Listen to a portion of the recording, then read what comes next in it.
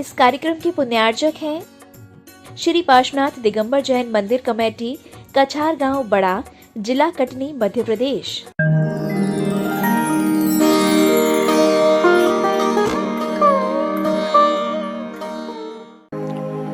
ओम नमः सिद्धेभ्यः। ओम नमः सिद्धेभ्यः। ओम नमः सिद्धेभ्यः।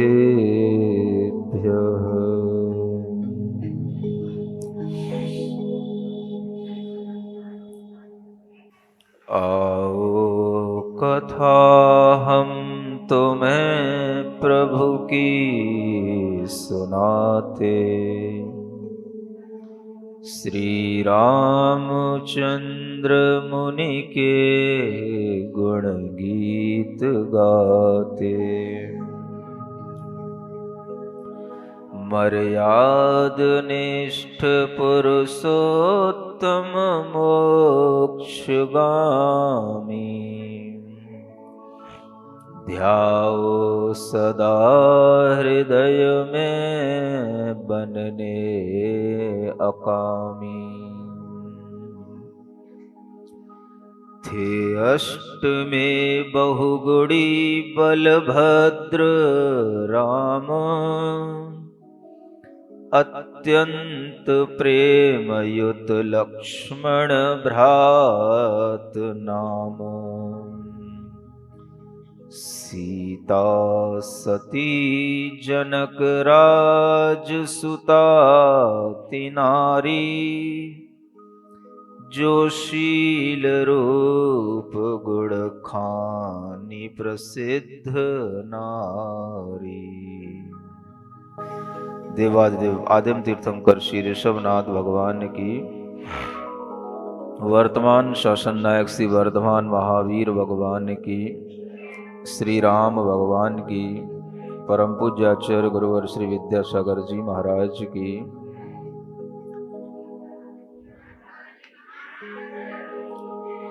श्री राम भगवान के गुणगान गाने के लिए आप लोग उपस्थित हुए हैं। उसी को प्रारंभ करते हैं। मर्यादा पुरुष श्री राम है, सिद्ध प्रभु बलराम। मर्यादा पुरुष श्री राम,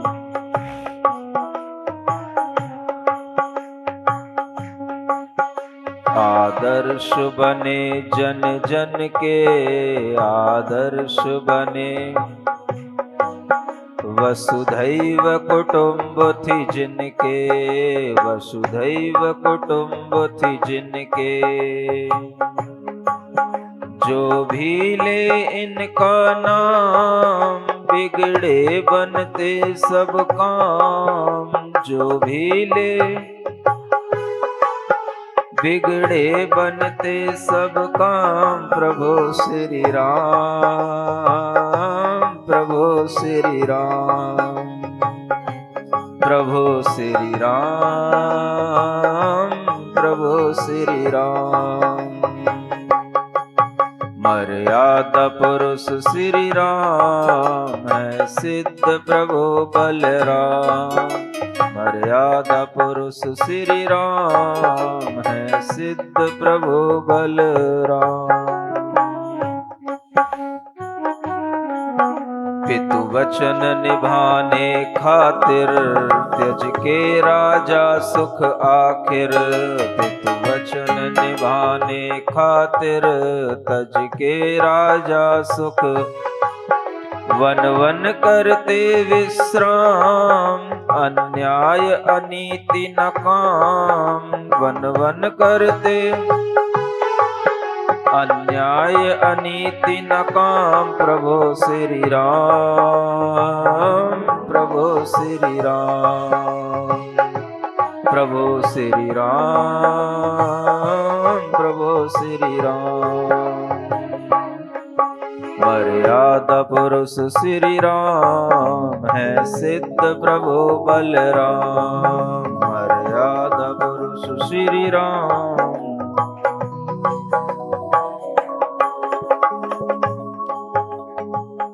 जित पद्मा नहीं काल कन्या, कितनों का प्राण हरेगी वह। क्या जाने कितने वर्षों तक यह खूनी कांड रचेगी वह। यह चले जा रहे सौम्य भाव आवाज कान में आती है। कौतुकी स्वभाव लक्ष्मण थे आगे बढ़ पूछे बात सही। जब रास्ते में चलते हुए इन्होंने सुना कि एक जित पद्मा नाम की कन्या है, जिसे नगर के लोग कन्या क्या कहें, काल कन्या कहते हैं। क्या बोलते हैं? काल कन्या का मतलब सबके लिए वो काल बन के आई है। काल जानते हो क्या? मृत्यु बन के आई है। न जाने कितनों के वो प्राण ले चुकी है। एक ऐसी कन्या है जिसका नाम क्या है? जित पद्मा। नाम बहुत अच्छा है, अपनी बेटियों के नाम रख सकते हो ऐसे अच्छे नाम, है ना। पद्मा माने लक्ष्मी होती है। जिसने लक्ष्मी की भी शोभा को जीत लिया हो, लक्ष्मी के भी वैभव को जीत लिया हो, इतनी सुंदर वह कन्या है जिसका नाम है जित पद्मा। पद्मा नाम तो मिल जाते हैं, जित पद्मा और अच्छा नाम हो सकता है। तो वह काल कन्या है, और वह काल कन्या न जाने कितने लोगों के प्राण हरण कर चुकी है। इस तरह की बातें नागरिक लोग कर रहे थे कि ये क्यों इस नगर में आ गए हैं और कहां ये जा रहे हैं। जब लोगों ने इस तरह की बात की और लक्ष्मण जी के कान में पड़ गई, तो लक्ष्मण जी तो कौतुक स्वभाव उनका रहता ही है। जो भी उनके सामने चुनौतीपूर्ण होता है उसे वह सबसे पहले स्वीकार करते हैं, यूं कहना चाहिए। क्या समझ आ रहा है? कोई भी चैलेंज दे तो वो चैलेंज जो है वो लक्ष्मण के लिए सबसे पहले स्वीकार है। तो वह लक्ष्मण जी के कान में यह बात पड़ी कि भाई ये कौन जित पद्मा नाम की काल कन्या आ गई, जिसके बारे में लोग यहाँ डरे हुए हैं और चर्चा कर रहे हैं। तो वह कौतुक से लोगों से पूछते हैं ये क्या है। यह जित पद्मा है कौन और क्यों नर हत्या करवाती है। कुछ रहस्य तुम्हारी बात में है जो नहीं समझ में आती है। तब कहने लगा नागरिक एक आगत सब हाल सुनाता हूँ। अविवेकी शत्रु दमन राजा यहाँ उसकी कथा सुनाता हूँ। उस समय पर वह जित पद्मा कौन है इसके बारे में लक्ष्मण जी ने पूछा। तो एक नागरिक उसके हाल को बताने लगा, कहने लगा यहाँ का एक राजा है जिसका नाम है शत्रु दमन। क्या नाम है? हाँ ध्यान रखो, शत्रुओं का दमन करने वाले। ये जो सिपाही लोग होते हैं, पुलिस होती है, इनका नाम भी क्या होता है? शत्रु दमन, है ना। माने शत्रुओं का दमन करने वाले, शत्रुओं को अपने कंट्रोल में लेने वाले। ऐसे ही वहां के राजा का नाम था शत्रुदमन। और वह शत्रुदमन राजा की कथा सुनाने लगे। कहने लगे जित पद्मा है पुत्री उसकी सौंदर्यमयी सच सी नारी। विद्वत्ता कला में पारंगत पद्मनी रूप सी है नारी। ना जाने क्या मन भाव हुआ है पुरुष जाति से घृणा उसे। गंधर्व यक्ष विद्याधर स्वर्ग के देव रिझा ना सके उसे। राजा पुत्री की हट देखी तो अपनी लाज बचाने को। घोषणा करा दी सब जग में आए जो शक्ति खाने को। मेरा शक्ति का बार झेल जीवित जो भी रह जाएगा। उससे ही जित पद्मा ब्याहूं दामाद वही कहलाएगा। सैकड़ों वीर शक्ति खाने आए पर लौट न पाए हैं। दीपक पे पतंगे की भांति यहाँ आकर प्राण गवाए हैं। यही गति तुम दो की सोच हृदय अकुलाए। हंस लक्ष्मण कहने लगे हम भी देखें जाए। समझ में तो आ जाता होगा आपको पूरी कहानी, आ गई? क्या हुआ? उस शत्रुदमन राजा की एक पुत्री है जिसका नाम है जितपद्मा। राजा की कन्या है वो, बड़ी पद्मिनी है, रूपसी है, नारी सौंदर्यमयी है, जिससे सची भी हारी। ऐसी वो सुंदर कन्या है, लेकिन उसे घमंड बहुत है। इतना घमंड है उसे अपने रूप का, अपने सौंदर्य का, कि उसे कोई भी पुरुष अच्छा नहीं लगता। माने पुरुष जाति से उसे एक तरह से घृणा ही हो गई। उसे कोई भी सुंदर लड़का दिखता ही नहीं, जैसे आजकल की कन्याओं के लिए होता है ना। भले ही उनका रूप कैसा भी हो, लेकिन सब अपनी फोटो जब इंस्टाग्राम पे और टिकटॉक पे डालती है तो ऐसा लगता है कि जैसे इनसे सुंदर कोई है ही नहीं। ऐसा ही घमंड पहले भी रहा करता था कन्याओं में, तो उसको भी इसी तरह से हर किसी से घृणा। राजा परेशान था, सुंदर से सुंदर लड़के, राजाओं के बड़े बड़े अच्छे राजकुमार उसने बुलाए विवाह कराने के लिए, लेकिन कोई भी उसको अच्छा ही नहीं लगे। राजा तो छोड़ो, मनुष्य तो छोड़ो, बड़े बड़े यक्ष जो देव होते हैं, गंधर्व जाति के देव, यक्ष जाति के देव, विद्याधरों के मनुष्य, जो विशेष मनुष्य होते हैं, जिन विद्याधरों की बात आगे आपको बताई जाएगी, वह विशेष विद्याधर मनुष्य और स्वर्ग के देव भी उसको रिझा नहीं पाए। रिझाना जानते हो? बोला तो करो। रिझाना जानते हो ना? उसको मना नहीं पाए, उसको अपने सौंदर्य से लुभा नहीं पाए। और इस तरह से जब उसके पिता ने देखा कि ये तो मेरी पूरी की पूरी बदनामी कर देगी, कि ऐसा ये किसी से विवाह ही नहीं करती है, तो फिर राजा ने एक युक्ति सोची। क्या किया उसने? राजा ने अपनी लाज बचाने के लिए पूरे नगर में, क्या पूरे जगत में घोषणा करा दी, मैं अपनी कन्या का विवाह उससे कराऊंगा जो मैं शक्ति फेंकूंगा वो शक्ति को जो झेल ले। समझ आ रहा है? शक्तियां विशेष होती हैं, जो देवो पुनीत होती हैं, जो शक्तियां होती हैं वो किन्हीं किन्हीं राजाओं के पास हो सकती हैं, जो बड़े बड़े राजा हो उसके लिए सिद्धि की जाती है। जब आपने सुना होगा पहले रामायण में कि लक्ष्मण जी को शक्ति लग गई थी, सुना है ना? जब वो हनुमान जी उस शक्ति का उपचार करने के लिए कुछ लेकर के आए थे, है ना? तो आप इंतजार करना, यहाँ आपको बताएंगे कि हनुमान जी क्या लेकर के आए थे।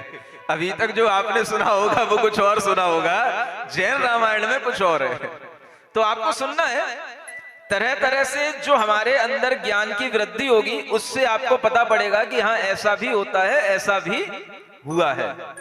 तो जैन रामायण के अंदर लक्ष्मण को शक्ति तो लगी, लेकिन वो कैसे हटी उसका प्रसंग जब आएगा तभी बताऊंगा। अभी तो सिर्फ इतना कहने का मतलब है, शक्ति का मतलब होता है एक विशेष देवी अस्त्र होता है। वो अस्त्र जब फेंका जाता है तो सामने वाला अगर कमजोर होगा, उसका पुण्य नहीं होगा, तो मर ही जाएगा उस अस्त्र के माध्यम से। ऐसा वो ब्रह्मास्त्र होता है ना? तो इस तरह की शक्ति उस राजा के पास में थी, और वह राजा शक्ति फेंकता था, जो भी व्यक्ति उस जितपद्मा से विवाह करने के लिए आता था, और उस शक्ति के कारण से कई राजपुत्र मर गए, कई बड़े बड़े मनुष्य मर गए। इसलिए कहा गया कि ये जितपद्मा है कि काल कन्या है, कितने लोगों को इसने मरवा डाला, कितने पुरुष मर गए उसके विवाह करने के चक्कर में। जान बचा के स्वयंवर में तो लौट के भी आ जाते हैं, इसके पास जाओ तो लौट के भी नहीं आते हैं। ऐसी ये काल कन्या है। सुन रहे हो? आप तो मंगला से ही डर जाते हो, देखो काल कन्या कितनी होती है। ये घोषणा जब हुई तो उस शक्ति का भार झेलने के लिए जो होगा वही मेरा दामाद बनेगा, ऐसी घोषणा करा दी। और उसके कारण से अनेक राजकुमारों ने अपने प्राण गंवाए। जब लक्ष्मण ने ये बात सुनी तो लक्ष्मण को तो डर नाम की कोई चीज है ही नहीं। उन्हें तो ऐसा लगता है कि दुनिया में हमसे बड़ा कोई नहीं। तो वे बड़े हंस करके कहने लगे, अरे हम भी देखने जाते हैं कौन सी ऐसी जित पद्मा है, कौन सी ऐसी काल कन्या है जिससे तुम पूरे नगर के लोग डरे हुए हो। तो बस वो चलते हैं और उसी से वह बात आगे बढ़ती है।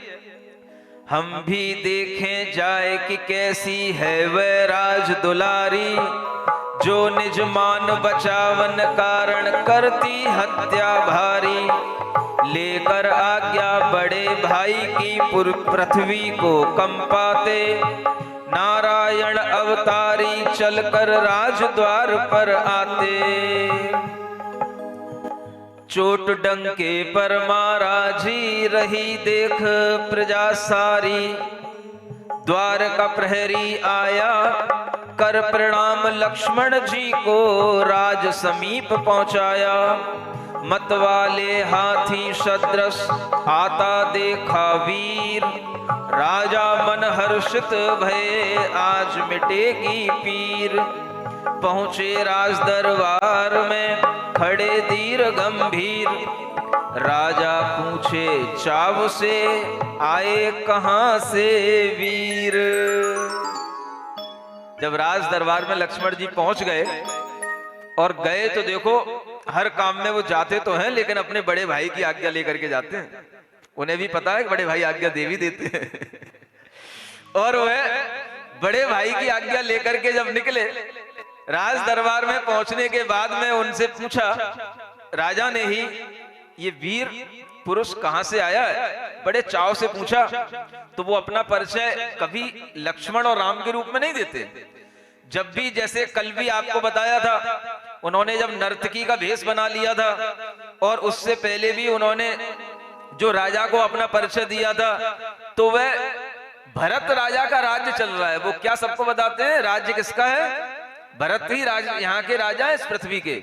मैं तो उनका सेवक हूं, दास हूं। जो जहां भी जाते हैं तो अपना परिचय इसी रूप में देते हैं। देखिए,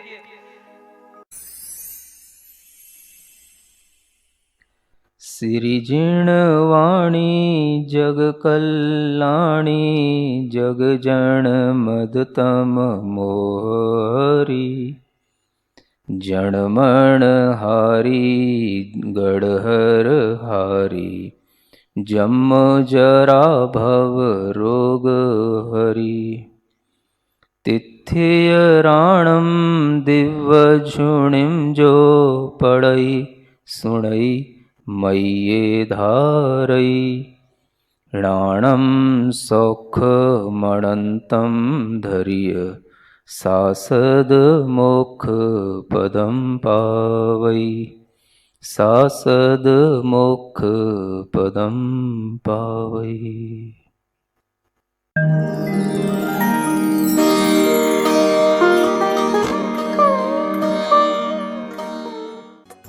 इस कार्यक्रम के पुण्यार्जक थे श्री पार्श्वनाथ दिगंबर जैन मंदिर कमेटी, कछार गांव बड़ा, जिला कटनी, मध्य प्रदेश।